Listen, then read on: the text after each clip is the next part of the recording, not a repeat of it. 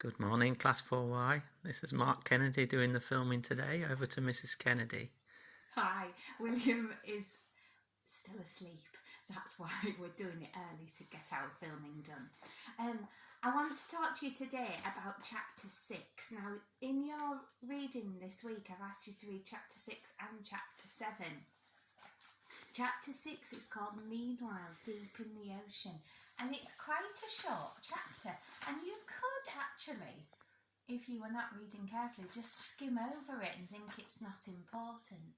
But I'm going to talk you through it because it's got quite some key events that are happening. And then the main questions that you're asked about this week are about chapter 7, Toothless Wakes Up. So I've just done something to share with you about chapter 6. It's called Meanwhile Deep in the Ocean. Now, can you notice the word meanwhile?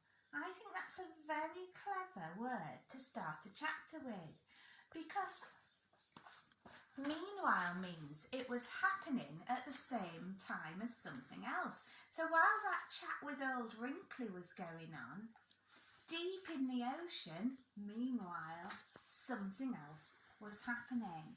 So it was a clever thing to do, and it was setting up another scene, creating tension. And the characters are not aware this is happening. So meanwhile in the ocean, there's an undescribably large sea dragon. Now, I thought using undescribably is quite a clever adverb, because it's so big that Cressida can't even think of a word to describe it. It's undescribably large. So there's a sea dragon on the bottom of the ocean. And also it's very, very old. But it doesn't say there was a very old sea dragon. Cressida Cowell said things like generations after generations of hermit crabs, not Kermit crabs, had lived and died inside its ears. And this sea dragon had even eaten up a legion of Romans. So it's centuries ago. So at the bottom, this is what I want you to imagine. At the bottom of the sea, there's an unbelievably large and very, very old sea dragon. Now, there's a word here called fathom, and fathom is mentioned here.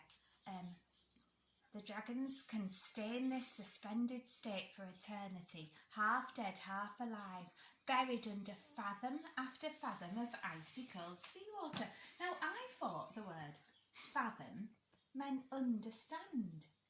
I thought that doesn't make sense to me. So I looked it up in my dictionary, and it has two meanings. Fathom can mean a measure of a depth of water, and it's actually about 1.8 metres, about 2 metres. So that's important for today, our social distancing. So this dragon is under fathoms of icy cold water. But I'm wondering as well, is this a clever word? Because the characters don't understand about it yet. They don't know it's there. Now in this chapter, a little killer whale noticed that dragon's eye flickering, and there was something in its ancestral memory, something that had been passed down to it. It knew that this meant danger.